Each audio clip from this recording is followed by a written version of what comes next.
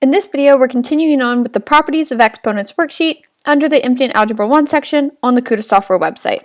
In this video, I'll do numbers 11 through 20, in which we'll go over the power rule for exponents, and we'll also talk about the power of a product rule. Now for the power rule, if we have a to the x, and we're raising that to the y, we can simply do a to the x times y. So in number 11, if we have x squared to the 0, we can write x to the 2 times 0, which is x to the 0, and any number raised to a 0 exponent is equal to 1. So in number 11, we can simplify x squared to the 0 as 1. So now that we've went over the power rule, let's go over the power of a product rule. So if we have a times b to the x, so that product raised to some power, then we're essentially going to distribute that exponent. So we'll then have a to the x times b to the x. So in number 12, we're going to be distributing that negative 4. So we'll have 2 to the negative 4th times x squared to the negative 4th, which I'll rewrite as 2 to the negative 4th times x to the 2 times negative 4, remembering our power rule. So 2 to the negative 4 times x to the 2 times negative 4 is x to the negative 8. And remember, our answers cannot contain negative exponents. So remember that we can write a to the negative x as 1 over a to the positive x. That is the negative exponent rule. So if we have 2 to the negative 4 times x to the negative 8, we can write that as 1 over 2 to the 4th times 1 over x to the 8th. Multiplying the numerators, we'll get 1, and then 2 to the 4th is equal to 16. So I'll have 16 times x to the 8. So 1 over 16 times x to the 8th is our solution in number 12. I have 4r to the 0, and then raising that to the 4th. So that's 4 to the 4th times r to the 0, and raising that to the 4th.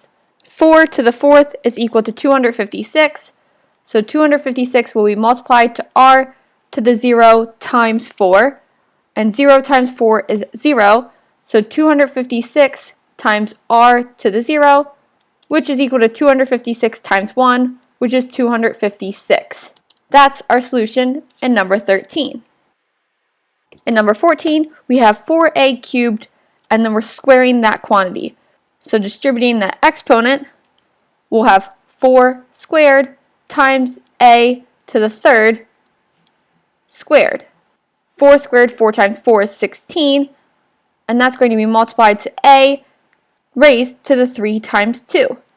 And a to the 3 times 2 is a to the 6th. So we'll have 16a to the 6th as our solution in number 14. Now I'll distribute that exponent of 4. So we'll have 3 to the 4th times k to the 4th. That quantity also raised to the 4th. So it'll be 3 to the 4th, which is 81, times k to the 4 times 4. So that's 81 times k to the 16th. Now for number 16, instead of distributing this exponent at the start, I'm going to rewrite this as 1 over that quantity to the positive power. Because remember, a to the negative x is equal to 1 over a to the positive x.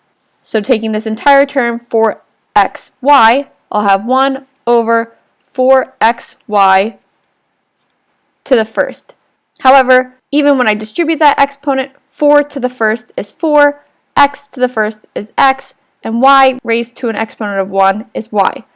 So I'll have 1 over 4xy as my solution in number 16. In number 17, same thing. I'm raising this to the negative 1, so that's the same as writing 1 over 2b to the 4th to the positive 1, which is 1 over 2b to the 4th. Since when I distribute that 1 in the exponent, I'll have 2 to the 1st, which is 2, and then b to the 4 times 1, which is b to the 4th. And number 18, I'll distribute that exponent of 2. So I'll have x squared squared, and I'll have y to the negative 1 squared. So that's x to the 2 times 2 times y to the negative 1 times 2, which will be x to the 4th, since 2 times 2 is 4, and y to the negative 2, since negative 1 times 2 is negative 2. However, we cannot have negative exponents, so we need to rewrite the term y to the negative 2. So continuing my work, this will be x to the 4th times 1 over y to the positive 2. So that's x to the 4th all over y squared. In number 19, again, I'm raising this to the negative 1. However, I'm going to distribute this negative 1 to 2 separate quantities as opposed to 3. So I'll have 2 times x to the 4th, raising that to the negative 1. So you see I didn't split it up and distribute it to the 2 and x to the 4th. I just distributed it to the positive terms first, and then I'll also distribute it to y to the negative 3rd. So it'll be y to the negative 3rd to the negative 1st. Now I did this because my exponent here was negative, whereas my exponent here and here is positive. So when I rewrite 2x to the 4th to the negative 1st, that will be 1 over 2x to the 4th, and I'm raising that all to the positive 1 within the denominator. However, for y, I'm going to multiply it out, so I'll get y to the negative 3 times negative 1, which, writing this out again, I'll have 1 over 2x to the 4th times y to the positive 3. So my y to the 3rd will remain in my numerator. So that's y to the 3rd all over 2x to the 4th. That is my solution in number 19. And again, I split the distribution up. Since these had positive exponents, I know they would eventually be in the denominator when I distributed the exponent of negative 1. And since this y had a negative exponent, I knew when I distributed that negative 1, that exponent dealing with the y would become positive, therefore putting it in the numerator. Let's continue on to number 20, the last problem I'm going to complete in this video. In number 20, I'm going to start by writing this term as a fraction. So I'm going to have 1 over 3 times m to the positive 2. And then I'll distribute my 2. So I'll have 1 over 3 squared times m squared. So that'll be 1 over 3 squared is 9, and m squared is simply m squared. So 1 over 9m squared is my solution in number 20. Now if I wanted to, I could have started by distributing that negative 2. So then, if I did that first, I would have 3 to the negative 2 times m to the negative 2, which would be 1 over 3 squared times 1 over m squared, which would be 1 over 9 times 1 over m squared, which would still get me to 1 over 9 times m squared. So I would still get the same answer regardless of whether I distributed the exponent first or whether I created the fraction first and then distributed the exponent. Either way, I'll get 1 over 9m squared for number 20. If you haven't already, like this video and subscribe to my channel.